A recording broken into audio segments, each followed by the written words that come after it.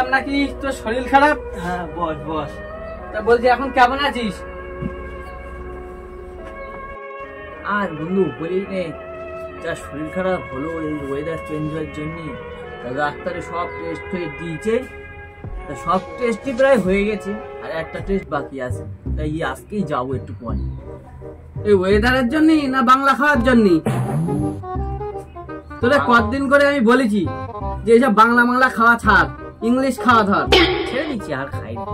মাঝে মধ্যে আমাদেরও তো খাওয়াতে পারিস, তাহলে এই শরীর খারাপ গুলো তোর বাঁধে না? উফ, খাই না এখন আর বাংলা টাংলা ছেড়ে দিচ্ছি, এখন আর এসব খাই না। তুই যখন এসছিস ভালোই করেছিস, তাহলে তোর সাথেই চলে যাই টেস্টটা করতি। তার আমি একটু রেডি হয়ে আসি। এই আমার তাড়াতাড়ি আসিস। দেখিস এই দেখো আমার সঙ্গে কেরাম মিথ্যা কথা বলে। এইদিকে ইংলিশ মদ ঘরের সামনে রাখা রয়েছে, আর বলছে নাকি খাওয়া ছেড়ে দিয়েছে। যাক, মনে হচ্ছে অল্প একটু খেয়েছে, শরীর খারাপ, ও খেতেই পারিনি। আমি একটু খেয়ে নেই, মানে বুঝতে না পারে।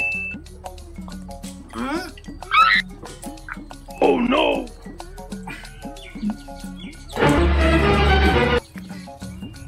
রেডি, আমি রেডি, এবার যাবো। হ্যাঁ,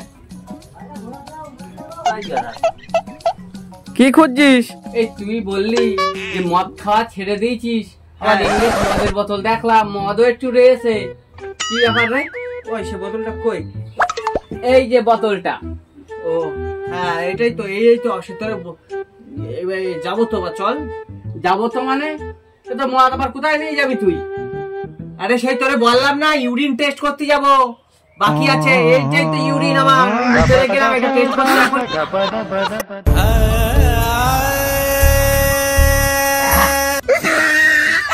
তালা শোরের বাচ্চা মদের বোতলে কে মুতে রেখে দেয়?